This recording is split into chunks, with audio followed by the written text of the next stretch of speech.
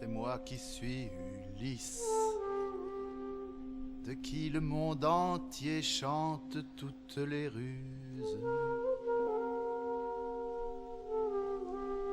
Ithaque est ma patrie, couronnée du Nérite aux jolis bois tremblants. Des îles habitées qui se pressent autour, Ithaque est la plus basse et la plus rocailleuse. Mais aucun autre endroit à mes yeux n'est plus doux. Et puisque tu le veux, c'est aussi mon retour que je m'en vais te dire. Et toutes les angoisses dont Zeus me poursuivit à mon retour de Troie.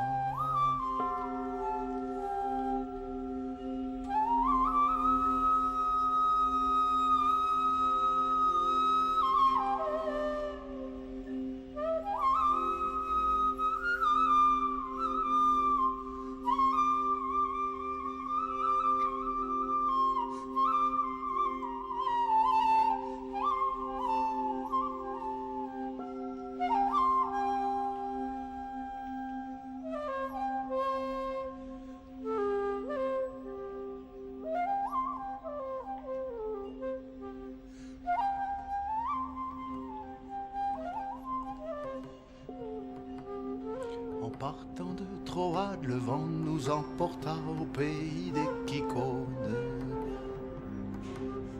Là nous pillons la ville et puis nous partageons les femmes et les richesses. Mais moi je proposais de partir aussitôt et ces fous refusèrent.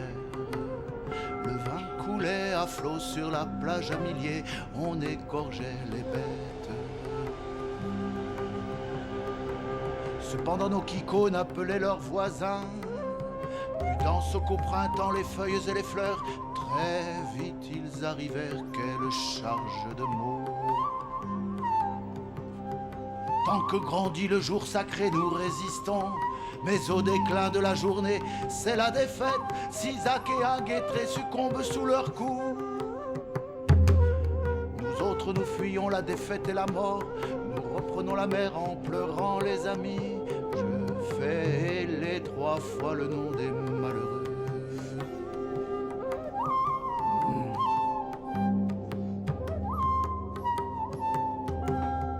Sur nos vaisseaux larges, Zeus l'assembleur des nus nous déchaîne un boréo hurlement d'enfer qui fend en 3 et 4 pièces nos voilures. Noie sous les nuées, le rivage et les flots, la nuit tombe du ciel et notre flotte fuit la colère du vent en donnant de la bande. Il fallut amener, on risquait de se perdre et pousser vers la terre à grands efforts de rame. Là, de jours et de nuits, nous restons accablés.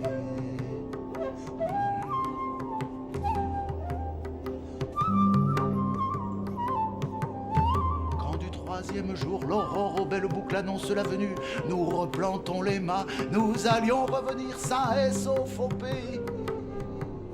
Mais au détour du cap courant où les borées nous ferment le détroit et le port de Citerre, 9 jours les vents de mort nous emportent sans trêve.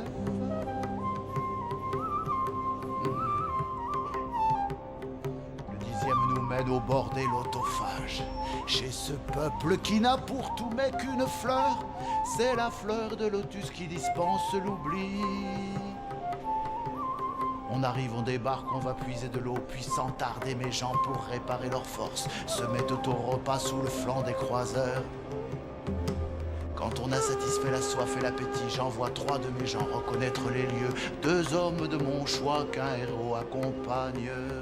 Mais à peine en chemin, mes envoyés se lient avec les lotophages qui, loin de les tuer, les gavent de leurs fleurs. Plus question de rentrer.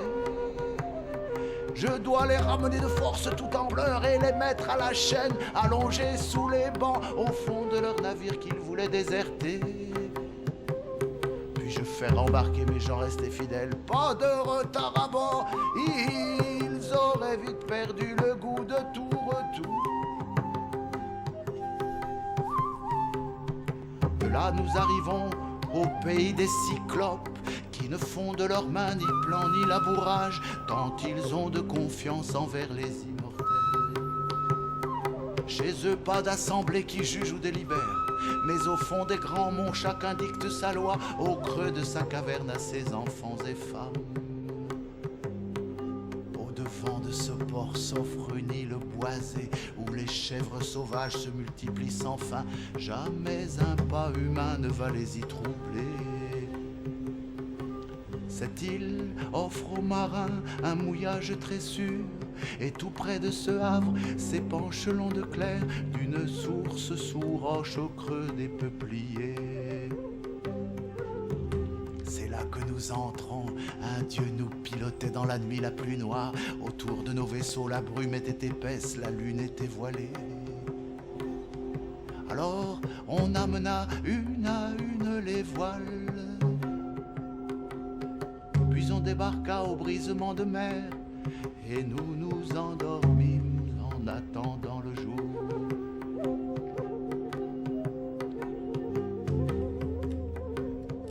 Mais dès que reparaît l'aurore aux doigts de rose, nous battons la forêt de cette île enchantée où les nymphes divines faisaient lever les chèvres. Quel dîner pour nos gens!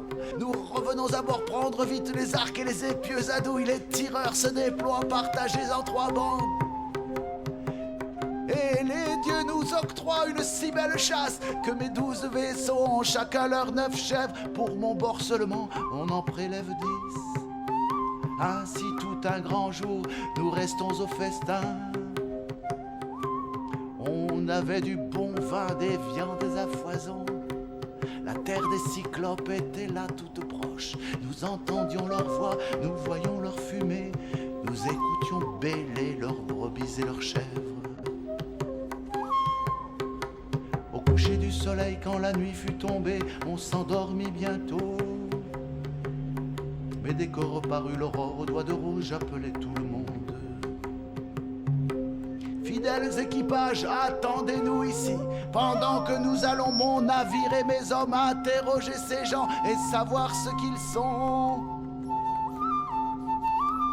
Je dis, et l'équipage d'embarquer à ma suite. Mes gens sautent à bord et vont s'asseoir au banc. La rame bat le flot qui blanchit sous les coups.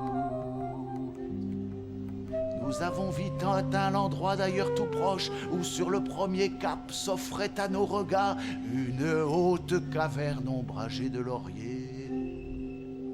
Elle servait des tables à de nombreux troupeaux de brebis et de chèvres. Elle était enclose de gros blocs arrachés de chênes et de pins. C'est là que notre monstre humain avait son gîte. C'est là qu'il vivait seul à paître ses troupeaux, ne fréquentant personne et ne songeant qu'au crime. Je débarque et j'ordonne à mon brave équipage de garder le navire sans bouger de la grève, et je pars n'emmenant que 12 hommes d'élite. J'emportais avec moi une outre en peau de chèvre, pleine de ce vin noir qu'un prêtre d'Apollon m'avait donné un jour pour prix de ma pitié. Nous arrivons alors à la haute caverne. Il n'était pas chez lui, il était au pacage. Nous entrons dans la grotte et faisons la revue. Clés chargées de fromage, agnelets et chevreaux. Dans les enclos bondés, chaque âge avait ses stalles. Les aînés, les cadets, plus loin les nouveau-nés. Tout était bien rangé en l'absence du maître. Des vases en métal tout regorgeant de lait, des terrines, des seaux qui lui servaient à traire. Mais aussitôt entré, mes gens n'ont de parole que pour me supplier de faire demi-tour et rentrer au croiseur. On aurait pris d'abord les monceaux de fromage, les agneaux, les chevreaux et vidé les enclos. C'était certes le mieux qu'il y avait à faire. C'est moi qui refusais, car je voulais le voir et savoir les présents que nous ferait cet hôte. Il allait se montrer de toute autre manière. On allume du feu pour faire un sacrifice. Nous prenons et mangeons de bon cœur ces fromages. Tous assis dans la grotte, nous restions à l'attendre.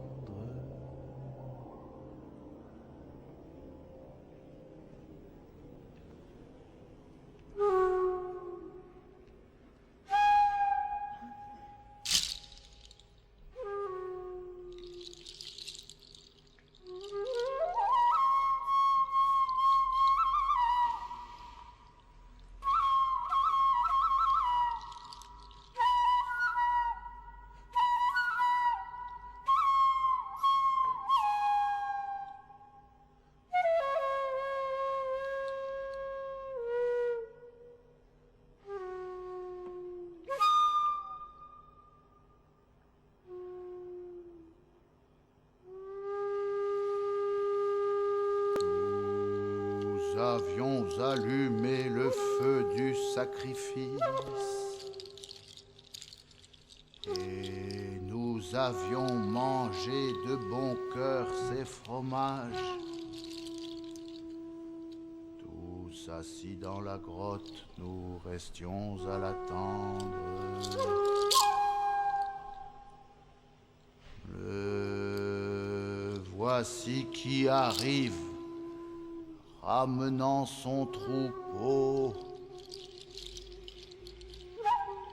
Il porte à pleine charge un tas de branches mortes qu'il jette sur le sol avec un grand fracas.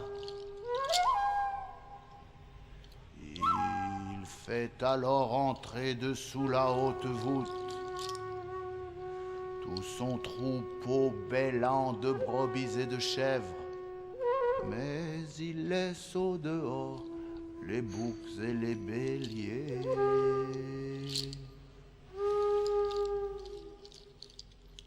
Il ferme alors l'entrée avec un gros rocher. Même avec 20 grands chars à 4 grandes roues, on n'eût pas fait bouger cette pierre du sol. Quand avec son rocher sa caverne est bien close, il s'assied et se met à traire d'affilée tout son troupeau bêlant de brebis et de chèvres. Puis lâchant le petit sous le pis de chacune, il fait de son lait blanc cailler une moitié, qu'il égoutte et dépose dans ses paniers de joncs.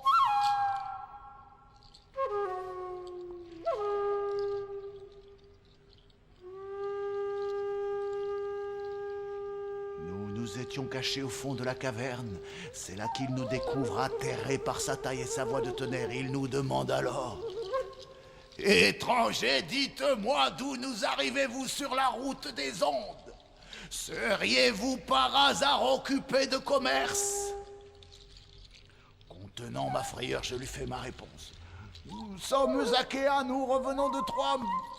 Mais les vents nous ont fait perdre notre chemin. Quand nous comptions rentrer tout droit à la maison, c'est un voyage étrange qu'il nous faut accomplir. C'est Zeus assurément qui l'avait décidé. Nous voici maintenant chez toi à tes genoux, espérant recevoir ton hospitalité. Quelques-uns des présents que l'on se fait entre autres. Crains les dieux, brave ami, tu vois des suppliants. Zeus se fait le vengeur de l'implorant de l'hôte. Zeus a pour plus beau titre celui d'hospitalier. Mais je parlais en vain à ce cœur sans pitié. Il me dit: hé, l'enfant, tu nous viens de si loin pour vouloir que je craigne et respecte les dieux. Sache que les cyclopes ne se font nul souci, ni du Zeus à l'égide, ni des dieux fortunés. Nous sommes, dis-toi bien, de beaucoup les plus forts. Ce n'est point par égard pour la haine de Zeus que je t'épargnerai, toi et tes compagnons. Il faudrait seulement que mon cœur m'y invite. Mais laissons là ces choses. Et dis-moi le mouillage où tu mises en venant. Est-ce au bout de la pointe ou plus près que je sache? Il voulait me tâter. J'inventais une histoire. Mon navire s'est brisé sur les roches du cap au bout de votre terre. Le vent nous y poussa, nous ramenant du large. Seuls ses amis et moi en avons réchappé. Ce monstre sans pitié reste sans rien répondre. Mais sur mes compagnons s'élançant tout à coup, il en prend deux ensemble et comme petits chiens les frappe contre terre, leur cervelle coulait. Puis membre à membre, hélas, il dépeça leur corps et en fit son souper. Entrailles, chairs et os, moi le tout y passa. Nous autres misérables témoins de ce carnage tendions nos mains vers Zeus en priant qu'il nous venge. Mais nos cœurs impuissants ne savaient que résoudre. Quand enfin le cyclope eut la panse remplie de cette chair humaine et du lait bu en plus, il alla se coucher au milieu de ses bêtes. Et moi, je restais là méditant mon malheur et roulant la vengeance au creux de ma poitrine et priant qu'Athéna m'accordât le salut. Mon esprit et mon cœur ne savent que résoudre. Devrais-je, aussitôt sortant mon glaive à pointe, lui sauter dessus et le lui planter au ventre? Une idée me retint. Enfermés avec lui, nous périssions encore. Jamais nos bras humains n'auraient pu soulever cet énorme rocher. En gémissant, nous attendons l'aube divine. Le voici qui se lève et qui traite à filer ses bêtes magnifiques et prend soin des petits. Ce travail achevé, cela n'est pas long. Il prend encore deux de mes jambes pour déjeuner et fait sortir de l'antre toutes ces bêtes grasses. Sans effort, il avait ôté la grande pierre qu'il replaça comme un couvercle de carquois. Puis il siffla ses bêtes vers les sentiers des monts. Et moi, je restais là méditant mon malheur et roulant la vengeance au creux de ma poitrine et priant qu'Athéna m'accordât le salut.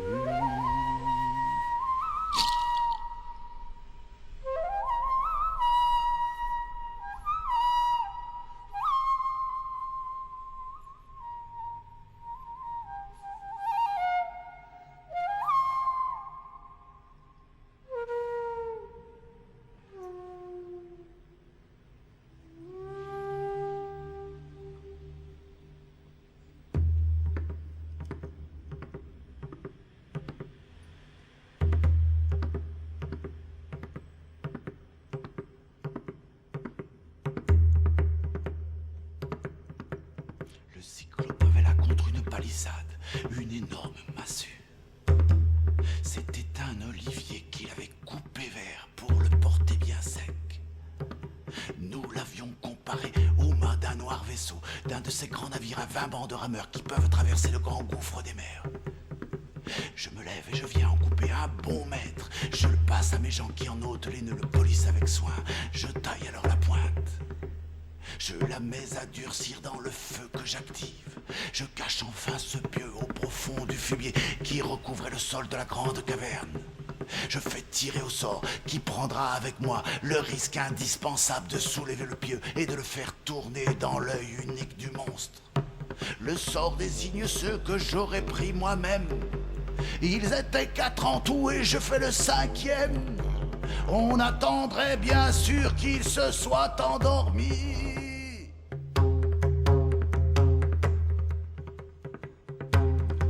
Il rentre vers le soir, ramenant son troupeau. Il fait alors entrer dessous la haute voûte ce troupeau tout entier, fût-ce l'ordre d'un dieu.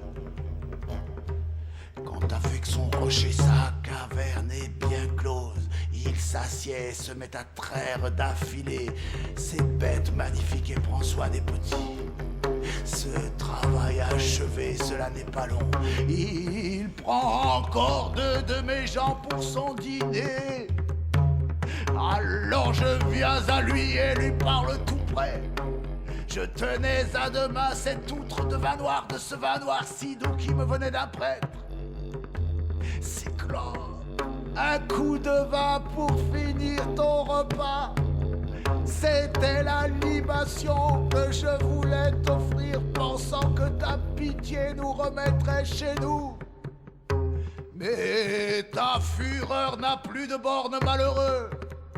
Penses-tu que jamais chez toi me revienne lorsque l'on connaîtra ton étrange conduite? Je dis, mais m'arrachant mon ogive la vide. Quelle joie formidable à boire ce vin-là. Il en voudrait avoir une seconde fois. Donne encore, sois gentil, et dis-moi maintenant tout de suite ton nom. Car je voudrais t'offrir au mon hôte un présent qui va te réjouir. Je lui redonne alors du vin au sombre feu, et ce fou de cyclope l'avale d'un seul coup, et le vin pour finir envahit ses esprits. Je lui adresse alors ces paroles mielleuses. Tu veux savoir mon nom le plus connu, et tu me donneras le présent annoncé.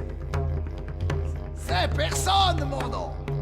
Personne, c'est le nom que me donnent les miens. Et mon père et ma mère m'appellent aussi personne. Ce monstre me répond. Eh bien,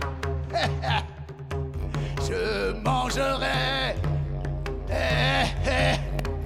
Personne le dernier.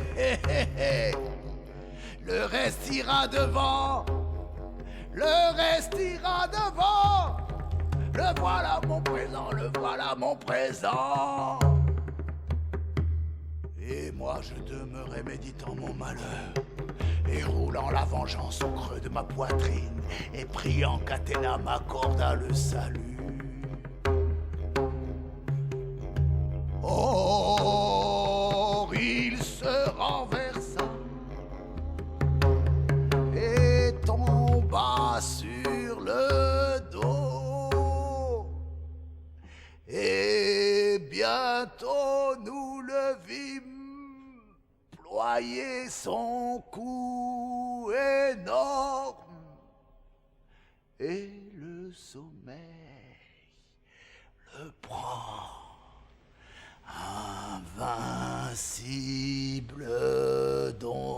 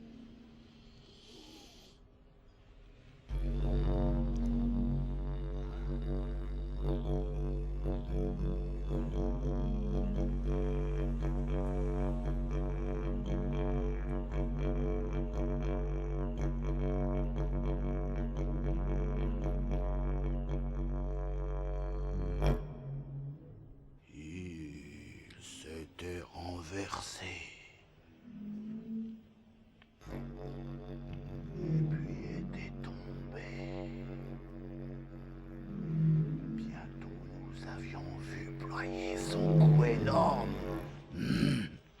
Et le sommeil le prendre invincible dompteur. Et le trop plein de vin jaillissait de sa gorge, ainsi que des lambeaux sanglants de chair humaine. On l'entendait parfois rôter comme un ivrogne.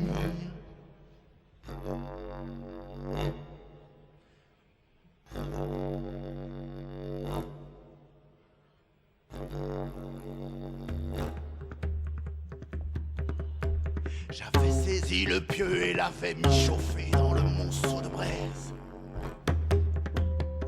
J'encourageais mes gens si l'un de pris de peur allait m'abandonner. Quand le pieu d'olivier est au point de flamber, on en voyait déjà la terrible lueur. Je le tire du feu, je l'apporte en courant. Les gens de tout m'entourent, ils soulèvent le pieu. Ils en fichent la pointe dans le coin de son œil. Moi je pèse d'en haut et je le fais tourner. Avez-vous déjà vu percer à la tarière des poutres de navire?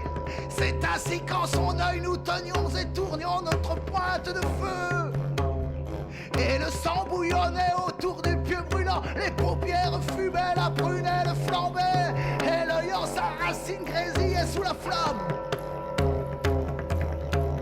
Il a un cri terrible, le roc lui fait écho.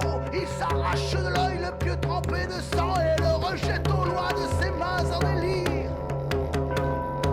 Pendant qu'épouvantés nous fuyions à l'écart, il se met à hurler pour demander de l'aide. En l'entendant crier, ses voisins se réveillent.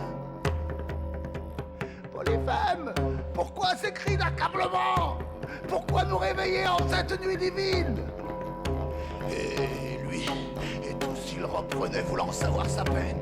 Serait-ce ton troupeau qu'un mortel vient de prendre et ce quadre l'on tue par la ruse ou la force?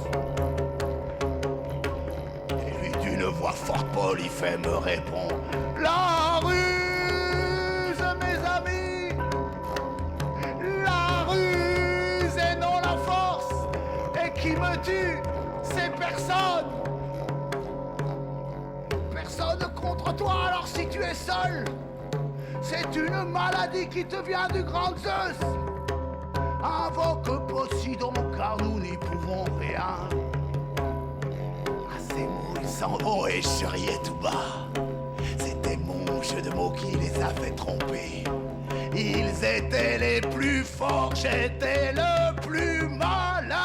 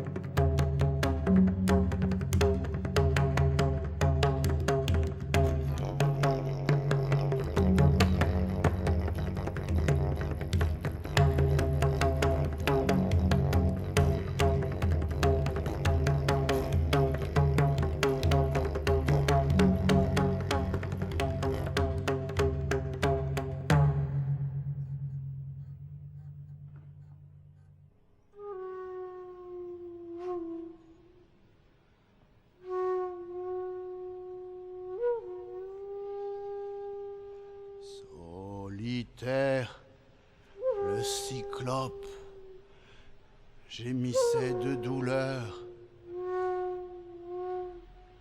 À tâtons, il alla en avançant les mains, soulever le rocher qui tenait lieu de porte.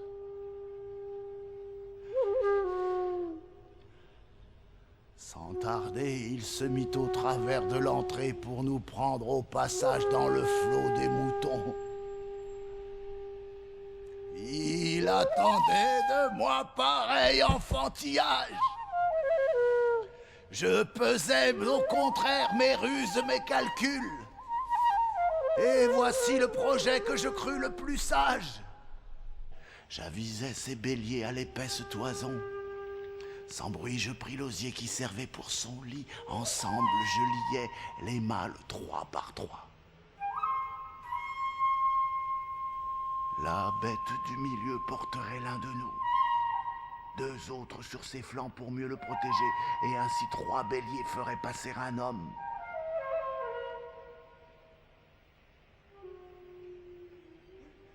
Moi, prenant par les reins la bête la plus forte, je me glisse en son ventre, tordant à pleine main sa toison merveilleuse.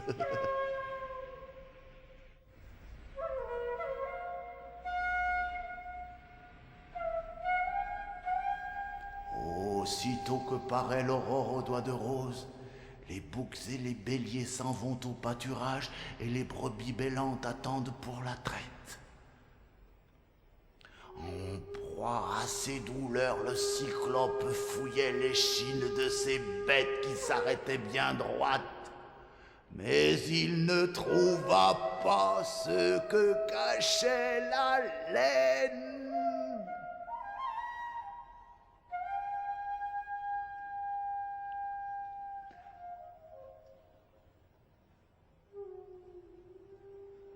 Or, le dernier bélier s'apprêtait à sortir, alourdi par sa graisse, par moi et par mes ruses. Pendant qu'il le tâtait, son maître lui parlait.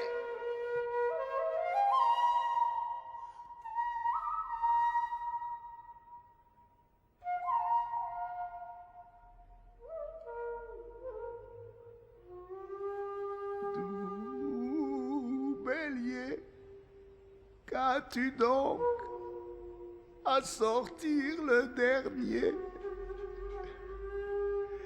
D'habitude, c'est toi qui le premier t'en vas. Aujourd'hui, te voilà, le dernier des derniers. Est-ce l'œil de ton maître qui cause tes regrets? Ah, si tes sentiments te donnaient la parole, tu me dirais où fuit ce maudit de personne. De son crâne fendu, j'arroserais le sol de ma grande caverne. Et mon cœur trouverait, moi, lourdes les souffrances dont il m'a accablé. Il dit, et me lâchant, me laisse m'en aller.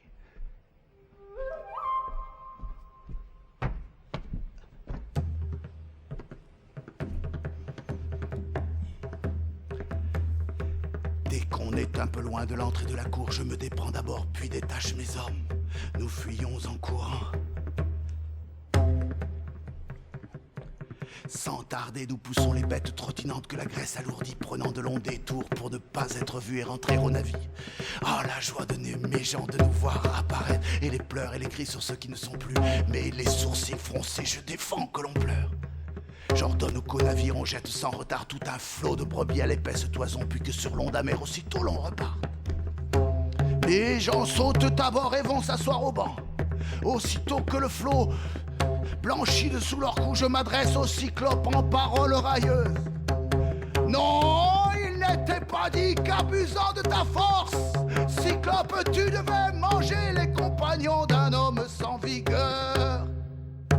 Malheureux qui dévore les autres en ta demeure, de ta méchanceté tu viens d'être payé, Zeus et les autres dieux t'en ont récompensé. Mais dans son cœur redouble la colère d'une haute montagne. Il arrache la cime, il la lance, le tombeau devant du navire. la mer sous la tombée de la roche s'ébranler. Le flot du retour nous ramène à la côte où ce grand coup de flux nous fait presque toucher. Moi prenant à deux mains notre plus longue gaffe, je pousse à éviter, j'excite mes gens de la tête, c'est moi qui leur rythme l'allure. Nous voici revenus en mer 2 fois plus loin, je hèle le cyclope une seconde fois, cependant que mes gens de leurs mots les plus doux à leur vie me retiennent. Exaspéré, malheureux ce sauvage, il nous entend encore, il risque cette fois de nous mettre en bouillie. Il parlait sans fléchir l'audace de mon cœur, pour qu'il reconnût bien l'auteur de ses souffrances. Je reprends et lui crie de toute ma rancune: si quelqu'un te demande qui t'aveugla, cyclope, dis-lui que c'est Ulysse, le ravageur des villes. Oui, le fils de Laerte qui demeure en Ithaque. Il répond en hurlant: misère! Voilà donc aujourd'hui s'accomplit l'oracle du devin. Il avait bien prédit ce qui se passerait, mais j'attendais toujours un mortel grand et beau. Et c'est toi, un nabo, un bon arien, un faible, qui vient me crever l'œil après m'avoir fait boire. Il disait, mais déjà, ce monstre de cyclope, il faisait sa prière à son roi Poséidon, en tendant les deux mains vers les astres du ciel. Ô maître de la terre, ô Seigneur Poséidon, si je suis bien ton fils, fais pour moi que jamais il ne rentre au logis ce pillard, cet Ulysse. Et s'il y parvenait, fais qu'après de longs mots, sur un vaisseau d'emprunt solitaire, il n'arrive que pour trouver encore le malheur au logis. Ô maître de la terre, ô Seigneur Poséidon, si je suis bien ton fils, fais pour moi que jamais il ne rentre au logis ce pillard, cet Ulysse. Et s'il y parvenait, fais qu'après de longs mots, sur un vaisseau d'emprunt solitaire, il n'arrive que pour trouver encore le malheur au logis.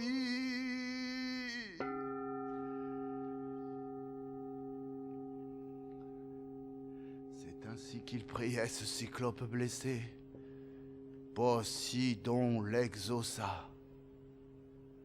Mais nous retournions dans l'île où attendait le reste de l'escadre.